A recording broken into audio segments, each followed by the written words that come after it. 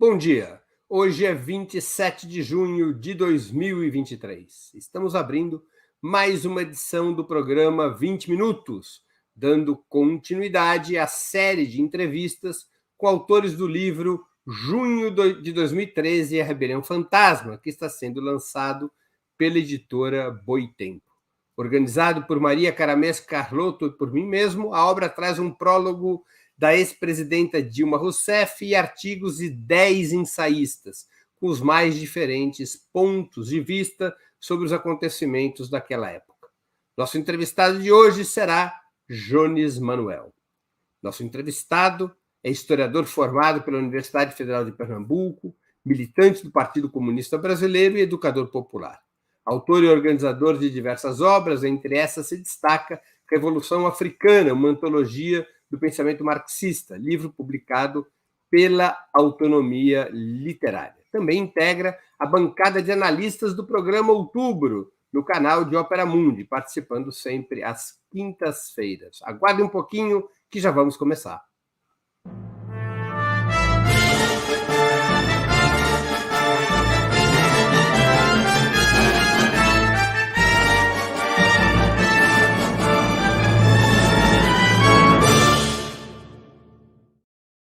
Bom dia, Jones. Muito obrigado por aceitar nosso convite. Uma honra ter novamente sua presença no 20 Minutos. Já me disseram que você é o convidado que mais vezes participou do 20 Minutos. Tá vendo?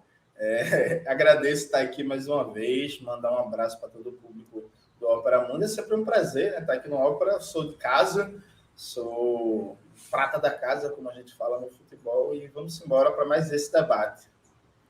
Onde você estava nas jornadas de junho de 2013 e como é que esse episódio influenciou tua militância e tua forma de pensar política? Breno, em 2013 eu era um jovenzinho de 23 anos. Eu tinha entrado na universidade fazia pouco tempo, tinha entrado na universidade em agosto de 2011. Quando eu entrei na universidade eu já me considerava comunista, né? Eu já sou comunista e tal. Inclusive tem até uma curiosidade histórica. Eu passei a me considerar comunista depois de ler um livro, Sociologia para Jovens do século XXI, mas o que conquistou meu coração mesmo foi o documentário A Revolução Não Será Televisionada, né? Eu vi aquilo ali, eu sonhava em fazer um negócio sobre o golpe na Venezuela em 2002. Isso, toda a resistência heróica, com a forma belíssima como os golpistas foram derrotados. E, Felipe, que eu vi aquele documentário, eu falei, a gente precisa ter um negócio desse no Brasil. Enfim, então eu era comunista, estava militando no movimento estudantil, vinha de um histórico de militância na minha comunidade, a favela da Borborema, tinha criado um cursinho popular lá, o Novo Caminho, porque quando eu entrei na universidade, eu, Júlio e Felipe, nós fomos os 3 primeiros jovens da história da Borborema a entrar numa instituição pública de ensino superior. Aí eu e Júlio, a gente se organizou, criou um cursinho para vestibular, depois eu tentei disputar a associação de moradores da minha comunidade, não deu muito certo, né? Tem um presidente lá dos moradores que está lá há 30 anos, é uma coisa impressionante, e aí meio que barrou o caminho da renovação, e estava atuando no movimento estudantil. Participava tradicionalmente dos protestos contra o aumento das passagens, que aqui em Pernambuco, inclusive, acontece no meio do ano, né? O aumento das passagens não é em janeiro. E aí, quando começou junho de 2013, eu estava nas ruas protestando, desde o primeiro ato. Aquele ato que foi menorzinho, teve 500 pessoas, e acompanhei todos os atos de rua aqui em Recife. Basicamente, a consequência de junho de 2013, para mim, foi realmente virar leninista, né? Porque é até engraçado, mas eu tive um percurso bem acidentado, porque quando eu virei comunista, eu comecei a ler muito Trotsky. Eu era trotskista nessa época, eu me considerava trotskista. Vê que ironia da história. Dá um beijo aí pro nosso amigo Valério Arcari. Eu era trotskista e lia muito os autores ligados a uma perspectiva eurocomunista, né? Carlos Nelson Coutinho, Leandro Conde, todo esse debate sobre socialismo democrático. Porque eu não tinha dinheiro para comprar livro, então, basicamente, o que eu lia eram os livros da biblioteca do Cefis, o Centro de Filosofia e Ciências Humanas da UFPE. E o que mais tinha era a literatura eurocomunista do Cefis, a doutrinação eurocomunista. Isso aí é um negócio incrível. E aí, junho de 2013, quando eu vi aquilo degringolar, aquilo dar errado, eu pensei, o que falta é a organização. Tem um problema de déficit organizacional. E eu fui buscar uma resposta desde o ponto de vista organizativo. Foi aí que eu li pela primeira vez na vida O que Fazer, de Lênin. Em seguida, eu decido me organizar, tomo a decisão de me organizar na juventude do PCB, ao JC, depois de um flerte com a articulação de esquerda, né, que acabou não dando certo, e um flerte com a esquerda marxista, que nessa época era uma corrente do PT. E aí eu diria que a principal consequência de junho de 2013 foi eu aderir a uma teoria da organização leninista. Assim. Foi, sem organização, sem direção consciente dos processos políticos, não tem como avançar para acúmulos de longo prazo da classe trabalhadora, e aí eu virei militante organizado da juventude do PCB. O título do teu artigo no livro Junho de 2013, a Rebelião Fantasma, é A Guerra Híbrida, o Leninismo contra a Idealização da Conspiração, e refuta a tese daquele episódio fazer parte da família de revoluções coloridas. Por que você se contrapõe a essa tese, bastante popular em certos círculos de esquerda, de que junho de 2013 foi uma operação de guerra híbrida e se assemelharia àquelas revoluções coloridas ocorridas no leste europeu? Breno, veja, por vários motivos. Eu vou elencar 3 principais. Primeiro motivo, o conceito de guerra híbrida, como circula em média no Brasil, ele é deseducador. Porque ele parte do princípio de que a ação do imperialismo não é algo orgânico à vida política, econômica, cultural e etc. de um país de capitalismo dependente. Então, ele tenta pensar o imperialismo só como uma conspiração, só como uma ação nas sombras, em momentos episódicos. E é claro que existe conspiração, é claro que existe espionagem, é claro que existe sabotagem, mas veja, o imperialismo é parte orgânica das relações de produção num país de capitalismo dependente. Não é como se a gente fosse só ver o imperialismo na luta de classes no Brasil, tentando investigar os financiamentos obscuros de movimentos de direita. Gente, o que é, por exemplo, a propriedade dos principais ramos da economia brasileira geradores de renda? Sabe? Assim, a desnacionalização de terras no Brasil, a propriedade estrangeira no complexo do petróleo e do gás, a dependência brasileira no complexo da saúde, né, de importação de insumos, medicamentos, de máquinas, de equipamentos, por aí vai. A onipresença do imperialismo na cultura brasileira, você entra nas salas de cinema, a cada 10 salas, 9 tem filmes estrangeiros, você liga um rádio no Brasil, o que se chama de música estrangeira, basicamente música estadunidense, você vai para a vida acadêmica brasileira, ela está inundada de referenciais teóricos, de autores, de problemáticas, de conceitos oriundos da academia estadunidense e europeia. Então, veja, acho que a primeira coisa, o conceito de guerra híbrida, ela regride numa compreensão de que o imperialismo é parte orgânica do bloco no poder, do capitalismo independente brasileiro, e eu diria mais, é a fração hegemônica. A burguesia interna é uma classe dominante frente ao conjunto da massa trabalhadora, porém dominada frente ao imperialismo. Então, sim, o imperialismo é um inimigo central. Só que o imperialismo, ele é constitutivo de todas as frentes de dominação, de exploração e de opressão do nosso povo. Ele não se manifesta só na conspiração, só na sabotagem. Né? O imperialismo, por exemplo, só para dar um exemplo, quando o Lula lança a carta ao povo brasileiro na primeira eleição dele, ele está fazendo um acordo com o imperialismo para manutenção de todos os contratos de privatização e tudo que foi entregue no governo FHC. Isso é uma manifestação da política do imperialismo. Sabe? Não dá para só ver imperialismo no momento do financiamento obscuro, no momento da espionagem. Esse é um ponto. O segundo ponto é que se ignora que guerra híbrida, enquanto uma tática de ação do imperialismo, por assim dizer, de potencializar as contradições internas, de forçar movimentos de massa contra um governo que se quer enfraquecer, ela só é possível numa era pós-movimento comunista. Que, na maioria dos países do mundo, não existe um ator político nacional organizado e forte que tenha capacidade de dar direção política para as insatisfações e os conflitos da sociedade. Então, veja, existem problemas reais no Brasil e na maioria dos países que têm interferência do imperialismo. Ou alguém vai dizer, por exemplo, que o problema do transporte não é um problema real. Era. Antes de junho de 2013, você pega de 2002 até 2012, o custo médio da tarifa tinha subido 70% acima da inflação.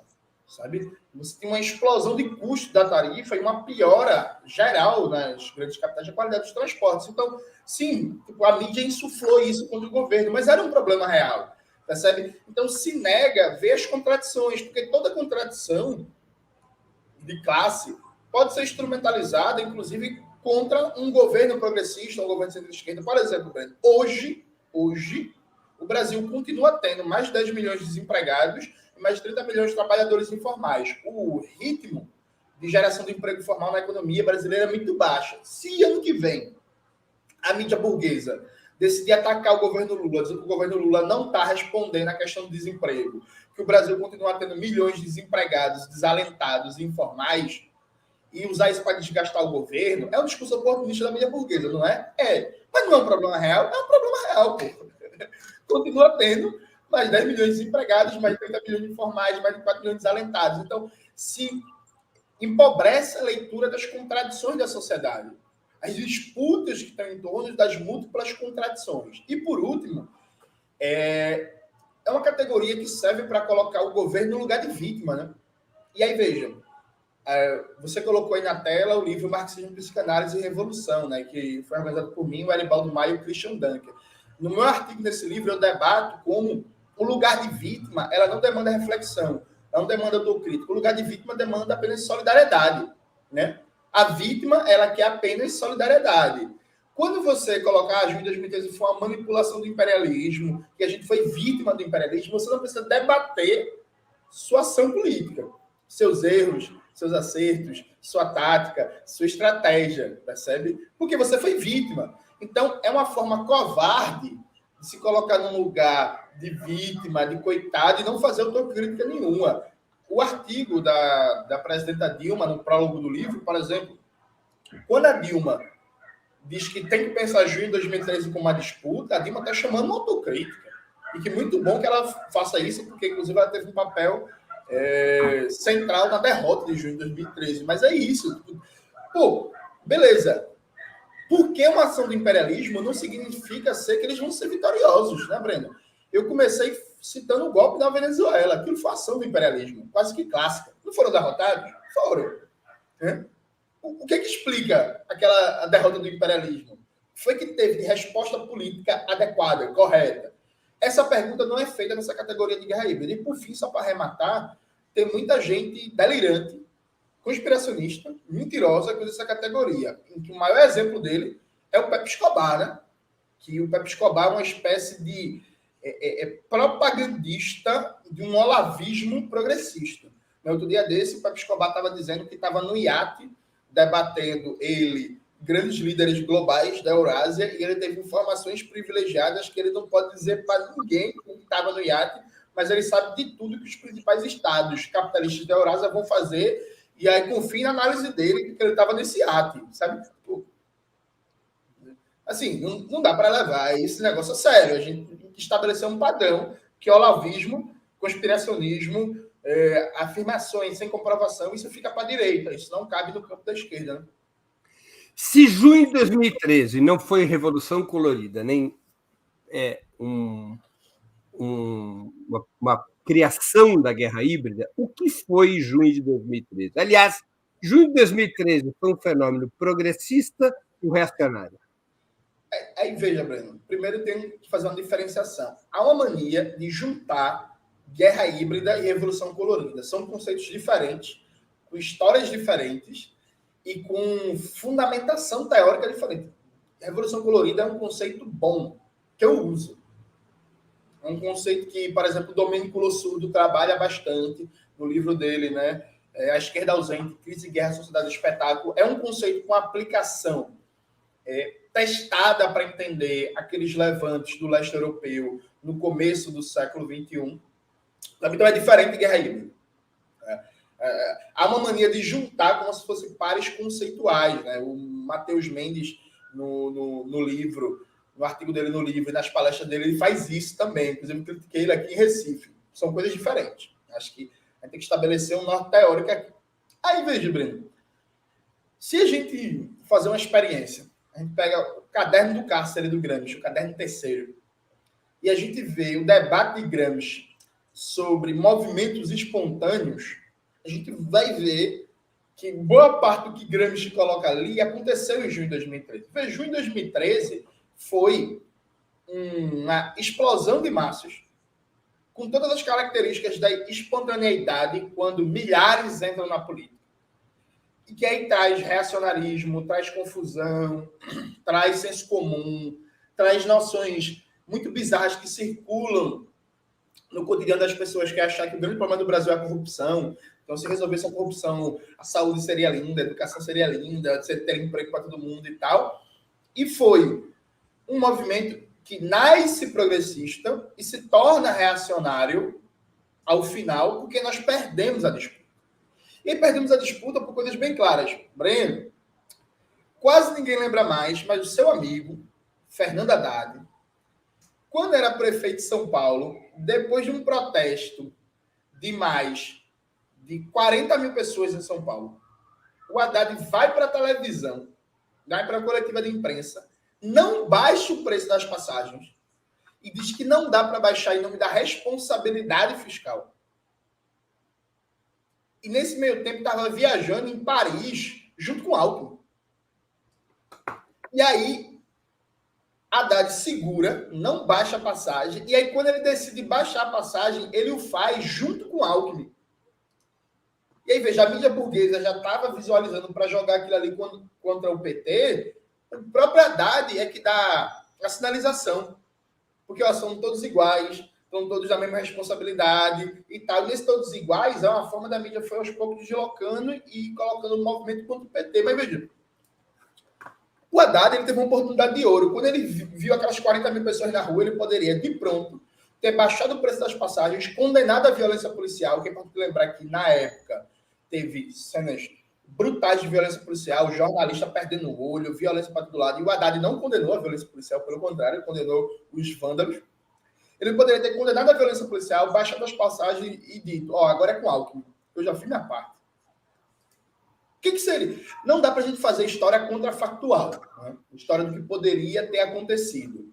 Mas, concretamente, Breno, se você fosse prefeito de São Paulo, você visse o movimento crescendo, você ia para a televisão dizer que não dá para baixar a passagem de responsabilidade fiscal. Eu, na hora, a mídia demoniza a ideia de populismo, né? Eu, na hora, baixava a passagem sim, dizia para os empresários e dizia para o governo do estado, ó, resolvam vocês aí, pô. Aqui é isso, é com vocês, percebe? Então, assim, é um exemplo básico, inclusive tem uma informação de bastidor que ninguém fala, mas eu espero que um dia esse povo que viveu a época escreva memórias, mas na época a juventude do PT queria adensar a disputa do movimento nas ruas a partir do terceiro ato e a direção municipal do PT foi contra. A juventude do PT está compondo os atos, dizendo que isso poderia enfraquecer a prefeitura, que o pessoal isso ia criar problema, que não dava para baixar a passagem. Teve um veto às juventudes do PT de entrarem com tudo na disputa, né? E aí, quem for da juventude do PT na época, por favor, escrevam suas memórias, que o povo precisa saber disso. Então, de um lado, se desarmou a disputa pela base nas ruas, não se colocou prioridade nenhuma, e pelo topo, o líder, o prefeito, decidiu, um negócio que até hoje ninguém entende, decidiu que não era republicano ele baixar as passagens naquele contexto, jogando a pressão para o governo do estado. Isso, por exemplo, foi fundamental para jogar o movimento à direita, percebe? Em São Paulo, e que de São Paulo reverberou por todo o Brasil. Então, assim, foi uma disputa perdida, que poderia não ter sido perdida. Na época, Breno, não sei se você lembra disso, um bolchevique, leninista, aqui do Nordeste, Renan Calheiros, ele disse que ia propor um projeto de lei para criar o passe livre em todo o Brasil. Então, veja, na época que o Haddad estava falando em que não dá para baixar a passagem por causa da responsabilidade fiscal, o Renan Calheiros estava propondo um passe livre em todo o Brasil no Senado. O que teria sido em junho de 2013 se a partir do terceiro ato, tendo uma análise de conjuntura de que ó, isso vai crescer, vamos aqui tomar o movimento. Ó, eu, Fernando Haddad, vou baixar a passagem, mas eu quero fazer passe livre e mandar para fazer isso no âmbito do município.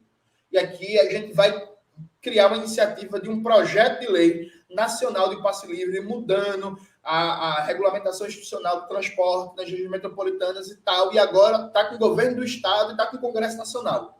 O que é que seria? Sabe? Isso não foi tentado.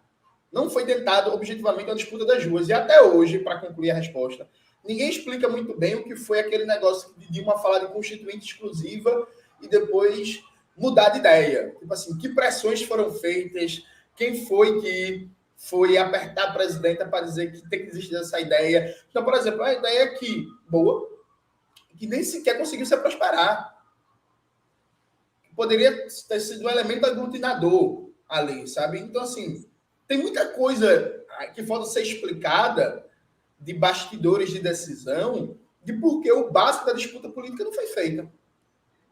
Mas junho de 2013 foi um fenômeno reacionário ou progressista? Começou progressista, teve uma tendência de finalização conservadora, difusamente de classe média. Agora, Breno, fiz uma experiência antropológica que é muito boa, recomendo para todo mundo que está assistindo. Eu fui lá assistir as entrevistas dos pré-candidatos a presidente, dos candidatos a presidente de 2014. Ninguém falava de junho de 2013 como elemento central. Ninguém. Era um detalhe, era um episódio. A narrativa de junho de 2013 como um elemento definidor de uma onda conservadora... Como o ovo da serpente. Como o ovo da serpente, não é uma narrativa que ganha força nem em 2014, nem em 2015, nem em 2016. Faça essa experiência. Pega as principais lideranças de esquerda no Brasil. E aí, como o Roda Viva meio que sintetiza muito isso, é bom acompanhar lá porque está tudo certinho. Vocês vão ver que essa narrativa de junho de 2013 como ovo da serpente é uma narrativa de 2017 em diante e que tem uma função política muito clara, que é esconder, primeiro, que Dilma ganhou a eleição em 2014. Acho que é importante lembrar disso, gente. Dilma não caiu em 2013. Dilma ganhou a eleição com um discurso mais à esquerda de campanhas presidenciais do PT desde 2002. Inclusive, vale lembrar sempre, apelando com a estética guerrilheira. O pessoal fala que o Brasil é um país conservador, mas uma presidenta ganhou a reeleição ostentando seu passado guerrilheiro como um principal ativo simbólico. Era Dilma, coração valente, Dilma jovem, Dilma da guerrilha, né? Da resistência à ditadura. Aquela foto célebre do julgamento da Dilma na Auditoria Militar de São Paulo. Exatamente. Vamos refletir, gente. Até vou pedir para a produção localizar essa foto. O que significa para mostrar para a audiência? Significa ganhar uma eleição presidencial apelando para o passado guerrilheiro como um principal ativo simbólico. Ó, minha história é alguém que pegou em armas contra a ditadura, que foi perseguida pela repressão e tal. Enfim. E aí, ganha a eleição prometendo regulação da mídia. Lembra disso, Breno? Regulação econômica da mídia, dizendo que nem ia tirar direitos, né, que a vaca tussa, que agora era um novo ciclo de direitos, dizendo que ia criminalizar a homofobia, dizendo que ia fazer reforma política. Dá uma virada, um cavalo de pau, pratica um dos maiores estelionatos eleitorais da história da República Brasileira, bota o banqueiro Joaquim Levy para dirigir a economia, começa um dos ajustes fiscais mais violentos da história da República Burguesa no Brasil, dobra a taxa de desemprego em 10 meses, combinado já com os efeitos iniciais da Lava Jato, e é ali que o governo Dilma cai. Não foi em junho de 2013, porque, gente, dado histórico muito importante. Em dezembro de 2014, a presidenta Dilma tinha o mesmo nível de popularidade que Lula tem hoje, basicamente. Na pesquisa recente da Quest, a popularidade do presidente Lula cresceu, né, 6 pontos. Mas até essa pesquisa da Quest, Dilma, em dezembro de 2014, tinha o mesmo nível de popularidade que Lula tinha em maio desse ano. Então, a popularidade do governo Dilma estava crescendo. O que derrubou o governo Dilma foi o ajuste fiscal, 2015. E aí, Breno, para concluir, a narrativa de que junho é o ovo da serpente, ela serve para esconder 2015. 2015 é o ano que nunca existiu. É o ano que ninguém debate. É o ano que ninguém quer lembrar. O ano em que toda a bancada progressista no Congresso Nacional, com exceção do PSOL, aprovou o ajuste fiscal do Joaquim Levy. O ano em que, por exemplo, o governo petista atacou o seguro-desemprego. O ano em que, no momento de crise de lucratividade do capital, a solução foi aumentar o desemprego para aumentar, potencializar a taxa de exploração, né, de extração de mais-valia da classe trabalhadora que quebrou as pernas do sindicalismo brasileiro. Então, veja, junho de 2013 termina conservador no sentido geral, mas ainda com sentidos em disputa. Essa disputa é perdida em 2015. E aí, para concluir de verdade, Breno, essa resposta. Resolução de conjuntura do Diretório Nacional do Partido dos Trabalhadores, maio de 2016, está no site do PT, está lá no site da Fundação Perseu Abramo. É a resolução de conjuntura do PT, veja, não é do PCB. É do PT, maio de 2016. O PT está dizendo abertamente que o que derrubou o governo Dilma foi o ajuste fiscal que quebrou a base social do governo, que semeou confusão entre os trabalhadores e a juventude e desarmou o governo para resistir à ofensiva golpista. Em 2016, sabe qual é o protagonismo que nessa análise de conjuntura a direção nacional do PT, junho de 2013, tem? Quase nenhum. É citado em um parágrafo. O grande analisado é o ajuste fiscal de 2015. É a direção do PT dizendo assim, ó, a gente caiu, a gente entre, e é dito abertamente, entre uma agenda de ampliação de direitos, de reformas, de tocar efetivamente uma política neoliberal e aplicar a agenda do grande capital, nós escolhemos aplicar a agenda do grande capital, destruímos essas bases, e é por isso que o golpe foi vitorioso. Isso é 2016. Não tem lá junho como criador do fascismo, como a revista Focus, da Perseu Abramo, a Focus Brasil, lançou agora. Isso não está lá. Então, a ideia de junho de 2013 como ovo da serpente é uma ideia pós-2017 para não debater 2015, para não debater a gestão de Joaquim Levy no Ministério da Fazenda e as consequências do ajuste fiscal. O filósofo e professor Vladimir Safatli classifica junho de 2013 como um processo insurrecional. Você concorda com esse ponto de vista? Não. Agora, quero dar uma qualificada. Veja, os marxistas têm uma distinção clássica entre condições objetivas e subjetivas, né? Do ponto de vista de condições objetivas, eu acho que desde 2013 até agora vigentes, existem condições objetivas para ganhar força um programa antissistêmico de reformas radicais com potencialidade revolucionária que está dado e que não foi aproveitado. Veja, me parece claro que existe uma crise de legitimidade insanável da nova república, que existe um descrédito gigantesco do sistema político, dos partidos da República Burguesa, das lideranças, que existe uma insatisfação latente, uma vontade de mudar tudo que está aí, né, pegando um bordão do Bolsonaro, e que junho de 2013 meio que inaugura isso. Então, de novo, citando a presidenta Dilma, Dilma corretamente fala no prólogo do livro que o sentimento antissistêmico continua circulando. E é verdade.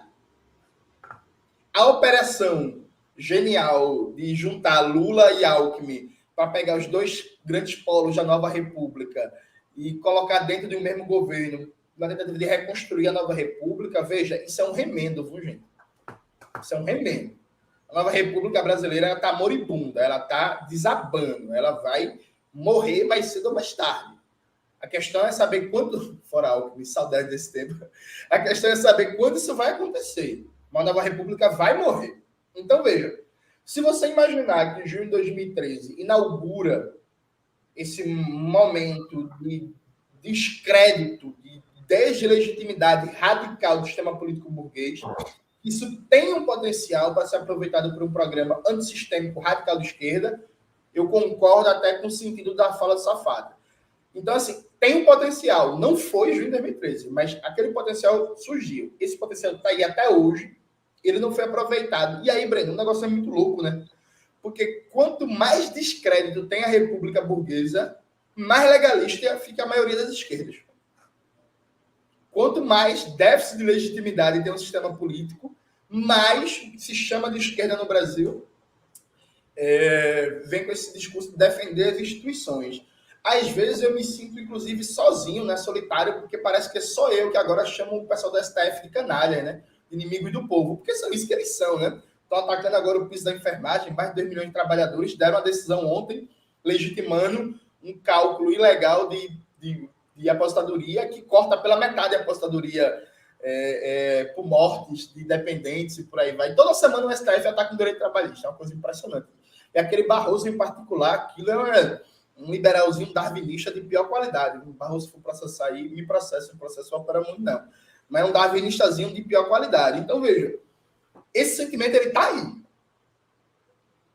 Tem até um negócio, né? Janela de Everton, que fala dos campos políticos, veja, há uma tendência difusa de buscar uma radicalidade, ainda que no padrão de despolitização brasileira, essa radicalidade seja mais no campo do simbólico e do aparente do que de conteúdo real. Mas há uma tendência ainda circulando de busca de radicalidade, há uma tendência de um sentimento sistêmico, há uma tendência de querer alguém que se confronte diretamente com o sistema político. E a gente poderia aproveitar isso e não está. Junho de 2013 seria sintoma do anacronismo, do eventual anacronismo de formas tradicionais de organização política, como partidos e sindicatos, em uma sociedade na qual supostamente as classes sociais estariam sendo substituídas por multidões fragmentadas? Não. E aí, veja, eu acho que tem um negócio aqui, Breno, comunista adora dizer que temos que fazer autocrítica, né? E a gente tem mesmo de fazer muita autocrítica, só que os outros também precisam fazer autocrítica. Veja, faz mais de 30 anos que não é... Opa, voltou? Voltou. Faz mais de 30 anos que não é a forma partido-leninista que dirige a esquerda brasileira, né? Há mais de 30 anos que tem essa apologia dos movimentos sociais, da horizontalidade, intermudismo, Fórum Social Mundial, etc. Né? O povo gosta muito daquele John Hawley, mudar o mundo. Então, hoje em dia ninguém lembra mais, né? Porque, inclusive, eu abri um parênteses, essas modas teóricas parecem hit de carnaval, né? Faz muito sucesso, depois some, ninguém lembra mais. Mas, enfim, já teve, né, Sociedade em Rede, mudar o mundo sem tomar o poder, Boaventura de Souza Santos, esse negócio todinho, né? E veja, isso foi tudo superado no próprio processo histórico de luta. E o salto é muito baixo, viu, gente? Com todo respeito aí a quem, por exemplo, gostava muito do Fórum Social Mundial, construiu e tal, mas assim, quanto saldo de politização, saldo organizativo, sabe? Tem um debate aqui para a gente fazer. Então, as tentativas de apresentar novas formas organizativas, elas foram derrotadas, e vale dizer, Breno, não tem uma revolução socialista no mundo há mais de 30 anos. E os processos mais radicais que a gente viu nas últimas décadas foram muito mais apelando a formas tradicionais e clássicas do patrimônio histórico das esquerdas latino-americanas, como a Revolução Bolivariana na Venezuela e na Bolívia, do que qualquer uma dessas novidades, né? Porque, assim, vale lembrar que a Revolução Bolivariana tem um legado, né? Tem um debate muito amplo para a gente fazer sobre o que é o governo Maduro, mas, concretamente, há um legado da Revolução Bolivariana. Qual é o legado dos indignados da Espanha? É o Podemos, que está morrendo. Qual é o legado do Ocupa Wall Street? É o Bernie Sanders. Assim, então, acho que a primeira coisa, tem uma autocrítica para fazer também. O que junho de 2013, na verdade, mostrou é que o grosso da esquerda brasileira, primeiro, não tem inserção popular, para além do nível eleitoral. Então, por exemplo, o PT tem uma inserção popular eleitoral, não tem mais de formação de lideranças, né? De lideranças vindas das comunidades, de lideranças vindas das favelas, sabe? O grosso da esquerda, na sua composição média, usando a definição de Antônio Gramsci, né? Bases, dirigentes médios, intermediários e a direção central. O grosso da composição dirigente das esquerdas é de gente pequena burguesa que não tem inserção na vida concreta da maioria do povão. Prova disso, inclusive, é que o forte candidato a sucessor de Lula é Haddad. A cara de Haddad, né? Tua amiga aí. Você, sabe? É isso. Isso se reflete em todos os lados. Os comunistas, por exemplo, também não ficam muito melhores, não, viu? Você pega a direção das organizações comunistas no Brasil, você pega a direção das organizações comunistas e um congresso acadêmico, a composição sociológica é quase que a mesma, sabe? Então, assim, esse é um problema grave. Essa composição social faz com que, do ponto de vista organizativo, é muito difícil forjar uma organização leninista, né?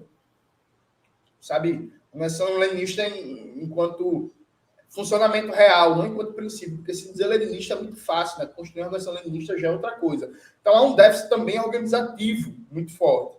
E, além desse déficit organizativo, há um déficit de capacidade de montar aparelho para estar no cotidiano da classe trabalhadora, né? Objetivo e concretamente. Eu estou me mudando, Breno, para um bairro aqui de Recife, um bairro periférico, um dos maiores. Não existe trabalho sistemático de nenhuma força de esquerda nesse bairro. Que bairro que é?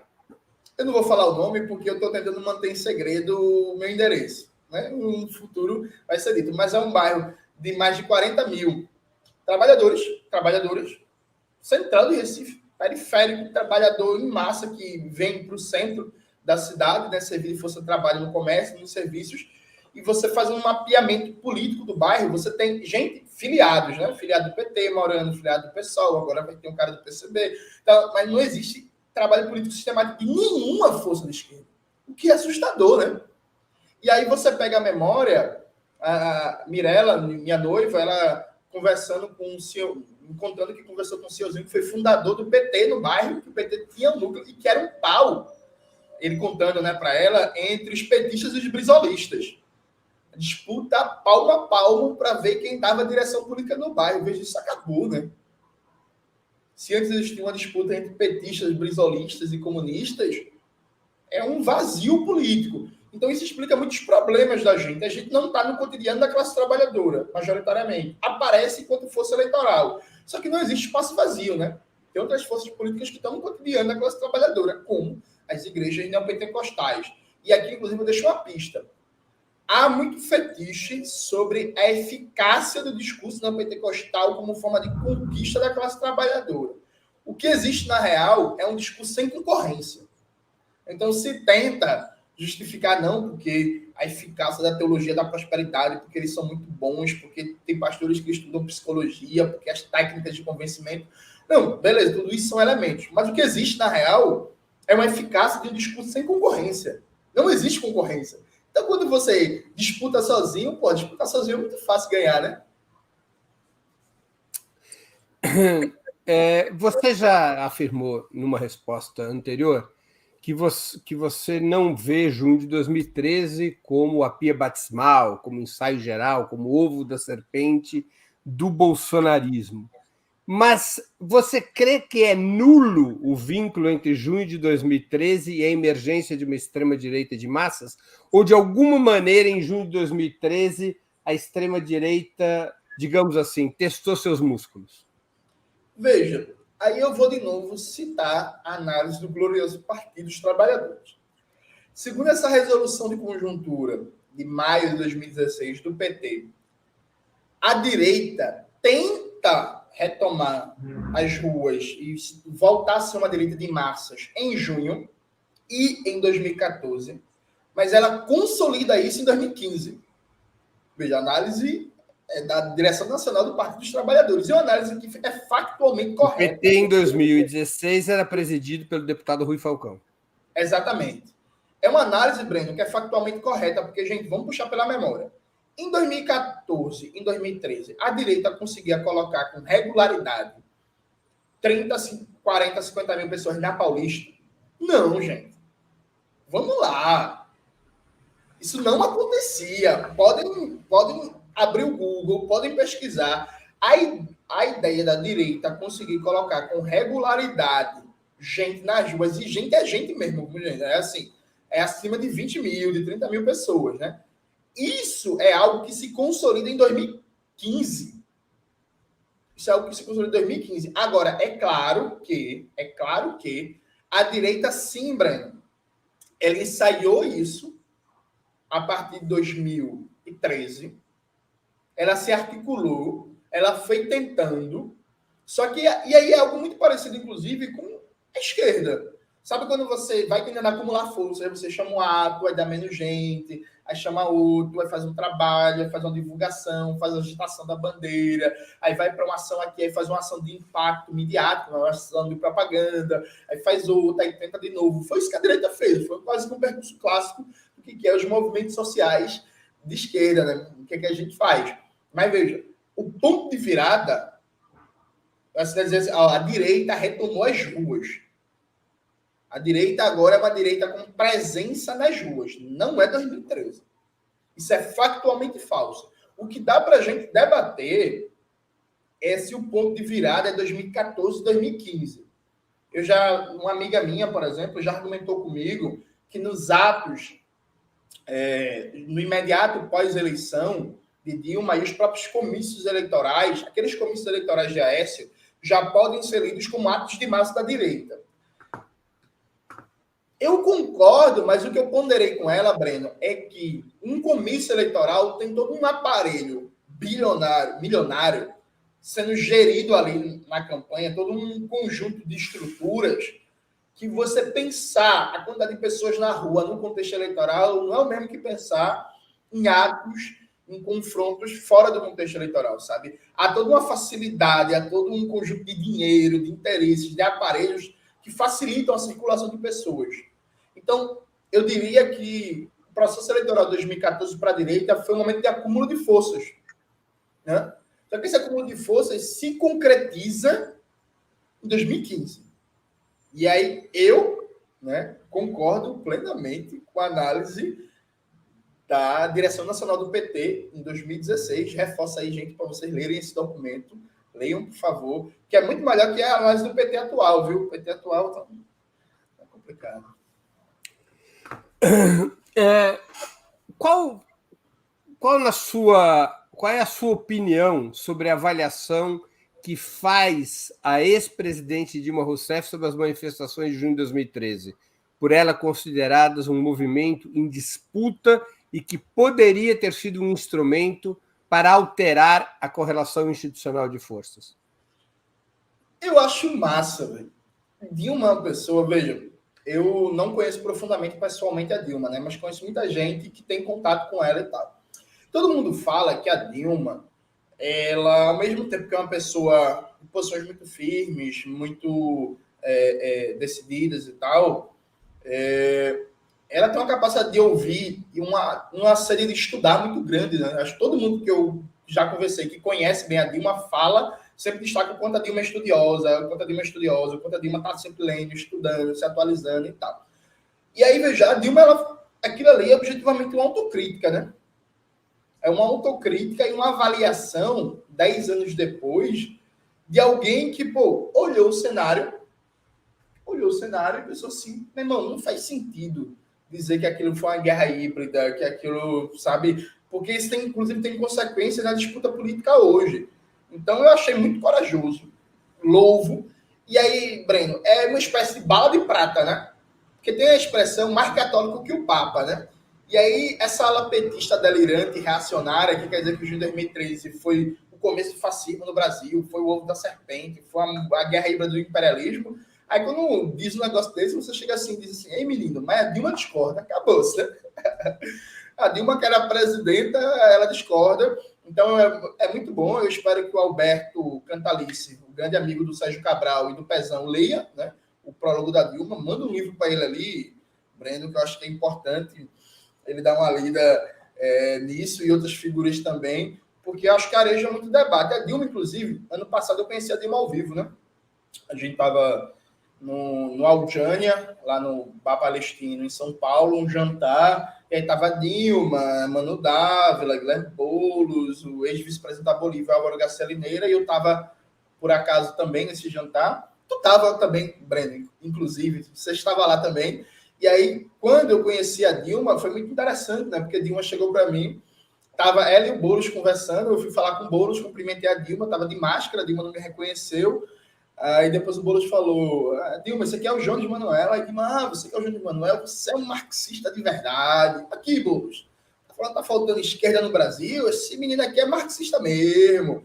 Aí falou que elogiou meu canal, disse que acompanha, disse que gosta. E veja, se Dilma acompanha, ela sabe o quanto eu critico o governo dela. Né? Eu sou uma testemunha da memória de 2015. Né? Eu não vou deixar ninguém nunca esquecer o que foi a ajuste fiscal de 2015. Né? Mas isso não impede, por exemplo, de ela acompanhar, gostar, elogiar. E a gente ficou lá debatendo sobre a China e o Partido Comunista Chinês. A Dilma encantada com o Partido Comunista Chinês. E aí, Dilma é uma pessoa de uma mente muito arejada, né?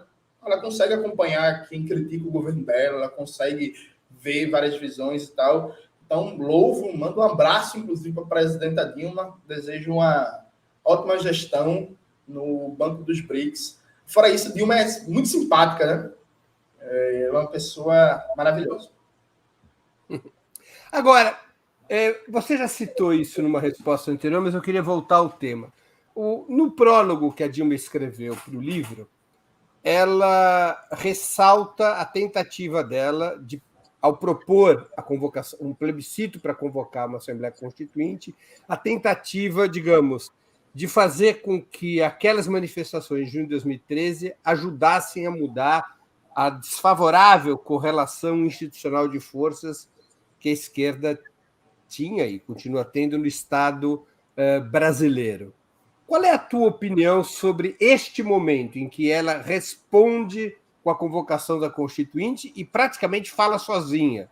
Ela é esfaqueada pelo seu vice. É o primeiro momento em que o Temer abertamente confronta o governo, porque é ele que dá uma entrevista no dia seguinte à proposta para dizer Constituinte não, mas ela também fica abandonada, ou seja, ela não recebe o apoio nem da bancada do PT, nem dos movimentos populares, ou seja, ela fala e se isola. Né? Nem de Lula, né, Breno? Nem de Lula. Nem de Lula. Eu acho o seguinte, veja.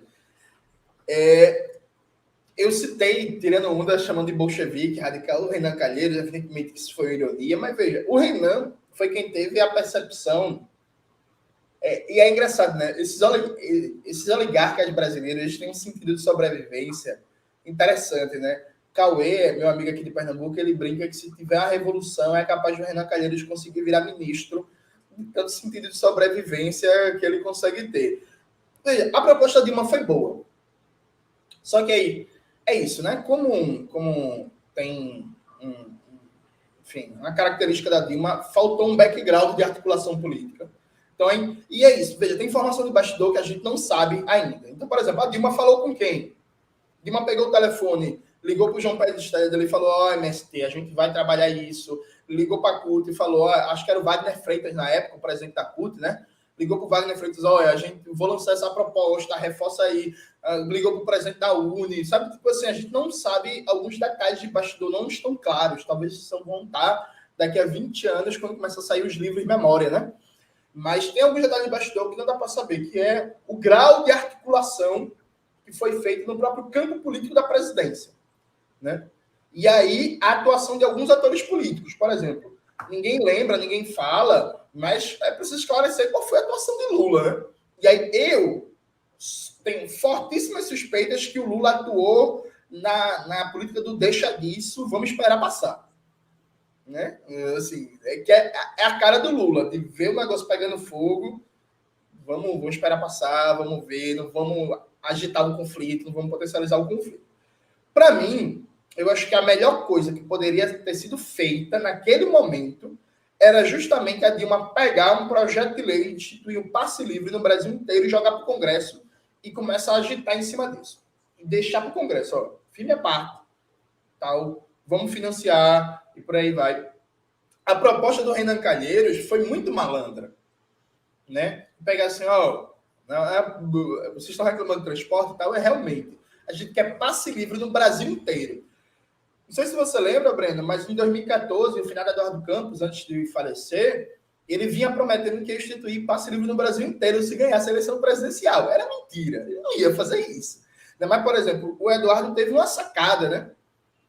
Os marqueteiros provavelmente falaram, esse negócio de transporte ainda está pegando muito e tal, é fundamental manter essa bandeira, conectar você com essa satisfação geral das ruas. O Eduardo Campos estava segurando essa bandeira, essa proposta. Eu acho que o erro da Dilma foi não trazer para uma pauta econômica imediata. Mas ela traz, porque ela apresenta um programa de 5 pontos, dos quais 3 eram usar os recursos do pré-sal para a saúde, para a educação e para a mobilidade urbana. Ela não propõe a tarifa zero, mas ela propõe uma realocação dos recursos e, de alguma maneira, isso esvazia 2013 a partir dali. Mais ou menos, Breno, porque isso acaba sendo muito abstrato. Né? Porque, assim, concretamente, a maioria do povo brasileiro nem tem dimensão dos recursos do pré-sal. Tanto é assim, a propósito, que basicamente o grosso dos postos do pré-sal estão na mão de monopólios estrangeiros e isso nem gera debate. É um negócio muito abstrato. Faltava concretude e materialidade. Tipo, a população, por exemplo, a população ela sabe que baixou que reduziu o valor das passagens, porque vários aumentos voltaram. Isso é concreto, isso é material. Então, o principal motivo do recuo dos movimentos. Exatamente. Então, assim, um projeto de lei que, por exemplo, baixasse de maneira substantiva o valor das passagens e ampliasse o passe livre, por exemplo, todos os estudantes do Brasil, isso tem materialidade. E aí, a Dilma, ela poderia... E aí, faltou um pouco de populismo no bom sentido latino-americano. Porque, por exemplo, o governo poderia tranquilamente ter metido um subsídio bilionário nesse meio para conseguir essa conquista imediata, só que aí, de contrabando, metia um negócio como derrubar a lei 9.200 e tanto do governo FHC, que acaba com a tributação de lucros e dividendos, e dizia assim, ó, a gente vai meter o subsídio aqui, só que é preciso uma recomposição orçamentária. Então, é preciso que o Brasil tenha a justiça tributária e volte a cobrar imposto sobre lucros e dividendos e aumente a alíquota sobre a herança. Porque isso é uma decisão, inclusive, do Senado, né? Nem passa pela Câmara dos Deputados. Então, faltou uma certa malícia de Dilma, um certo populismo no bom sentido, que é assim, não, baixou a passagem de imediata, tipo um corte de 30% no valor, passe livre para o Brasil inteiro, e em troca, vamos dar... Porque tem para fazer a reforma tributária no Brasil, gente, em algumas dimensões, nem precisa de um projeto de lei novo, viu? Basta derrubar a lei 9.200 e tanto do governo FHC, que eu não vou lembrar com precisão agora o número, que acaba com a tributação de lucros e dividendos, reduz o imposto de renda sobre supersalários e reduz a alíquota sobre heranças. Então, meio que o Brasil já tem um sistema tributário melhor. O FHC piorou. E aí tem uma série de projetos de lei que já foram, inclusive, aprovados na Câmara dos Deputados, que estão parados no Senado e que derrubam a legislação do governo FHC de 96. Então, assim, a Dilma poderia, por exemplo, fazer um negócio desse andar no Senado. Articular ali, ó, não, é isso mesmo, vamos passe livre, baixar passagem.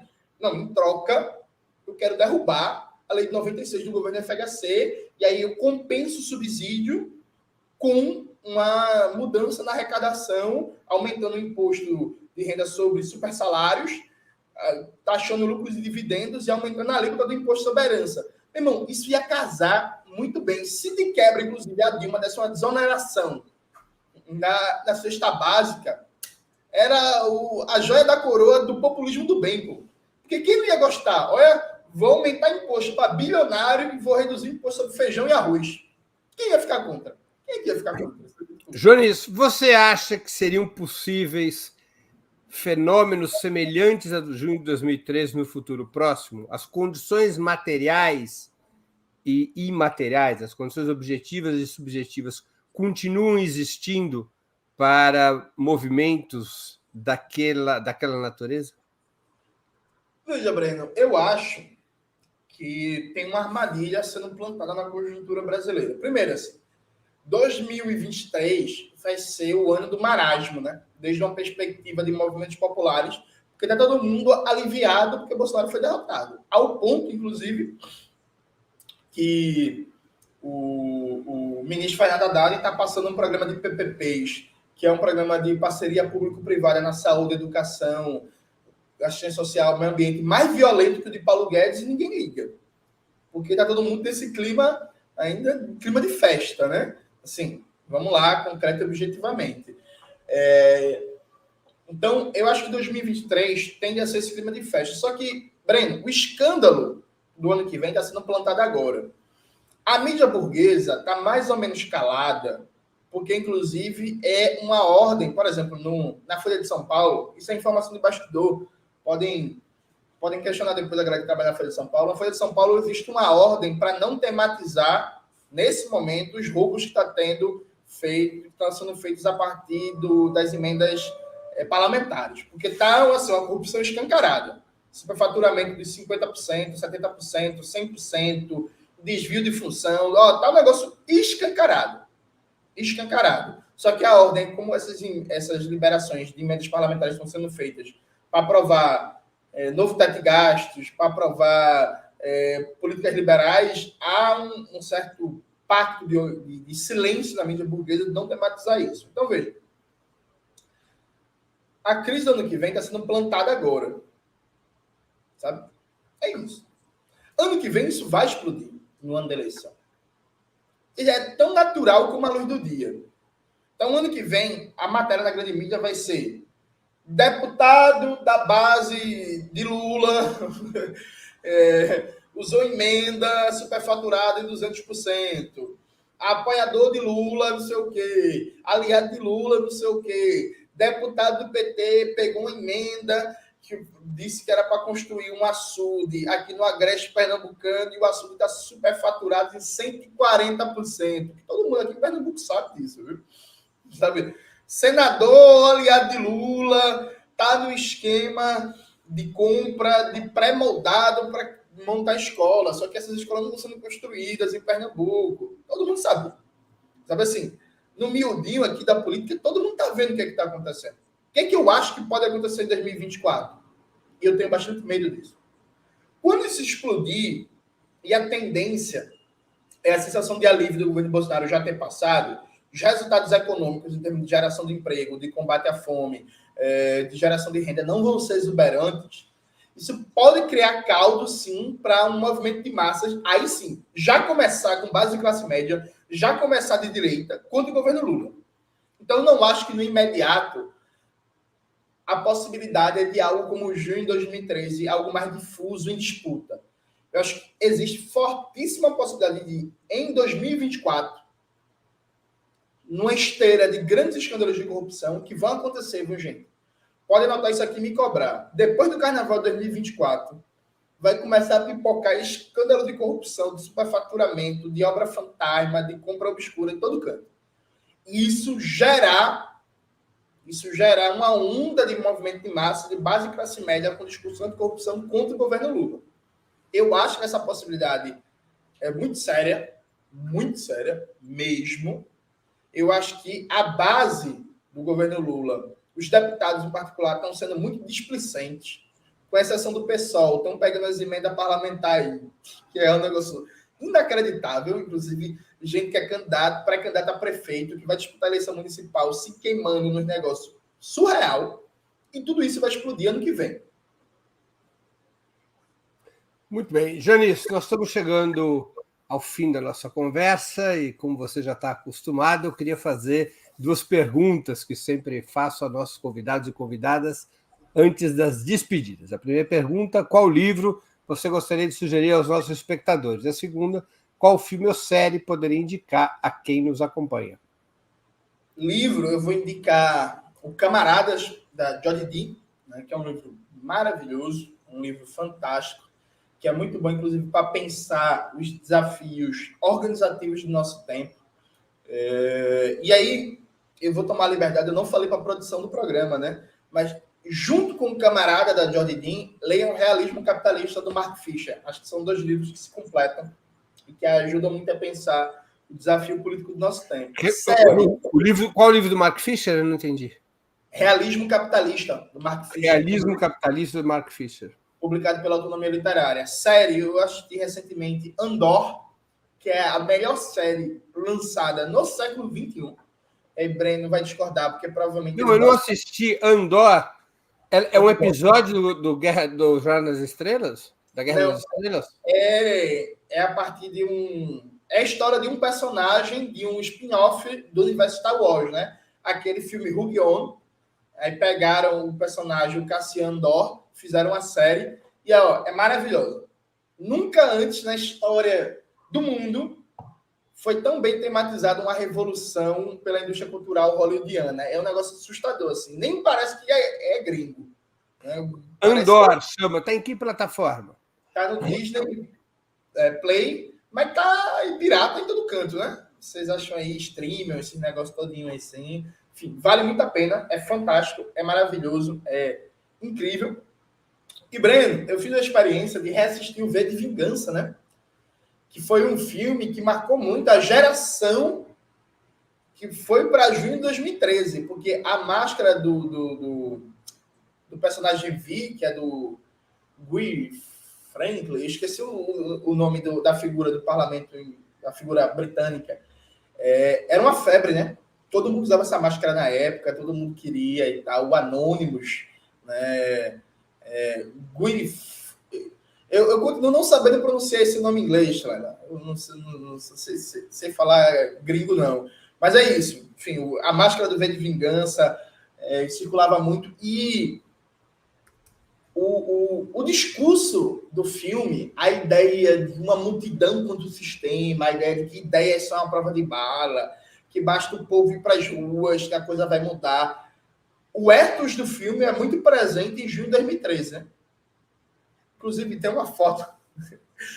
Curiosidade histórica, Breno. Essa foto foi repetida num acampamento do PSOL em 2014 com o rosto de Luciana Genro. A juventude do mês dos Juntos tem várias fotos, várias máscaras com o rosto da Luciana Genro imitando essa foto. Muito bom. Enfim. A história... O V de Vingança é a história do Guy Fawkes. Não. Usa a máscara do Guy Fawkes. E aí é uma pegada meio que uma realidade distópica. E aí um regime totalitário em 2020 na Inglaterra. E aí é meio que a luta do Vi, né, que é meio que um revolucionário profissional, e a Natalie Portman para derrubar o regime fascista. E que na prática, no final do filme, consegue ser derrubado, tá ligado? Então é muito essa ideia. Você entrega o spoiler, faz spoiler assim? Ô, Breno, esse negócio de spoiler é coisa de jovem. Você para com isso, esse negócio de spoiler. Você não mete essa, não. E aí, veja, a ideia de o que é a ação política do filme é muito presente na juventude nesse momento de 2002, 2003, 2004, 2005. Muito presente mesmo. Acho que para entender junho de 2003 é importante rever V de Vingança e, digo mais, rever Jogos Vorazes. Eu acho que são duas obras da indústria cultural que são definidoras do espírito do tempo de muita juventude naquela época. É V de Vingança e Jogos Vorazes. A galera viu esses dois filmes, ou no caso Jogos Vorazes, leu o livro, achou que sabia fazer uma revolução e foi para as ruas. Jones, eu queria agradecer muito pelo seu tempo e por essa conversa, como sempre, tão interessante. Muito obrigado por ter aceito o nosso convite. Eu que agradeço, Breno. É sempre um prazer. Mandar um abraço para todo mundo do Ópera que está acompanhando a gente. E até quinta-feira, né? Quinta-feira eu estou aqui de novo. Todas as quintas às 7h. Muito que bem. Abração, Jones. Também agradeço a todos e todas que assistiram a esse programa, em especial aqueles e aquelas que puderam fazer contribuições financeiras ao nosso site e ao canal de Ópera Mundi no YouTube. Sem vocês, nosso trabalho não seria possível e não faria sentido. Um grande abraço a todos e a todas.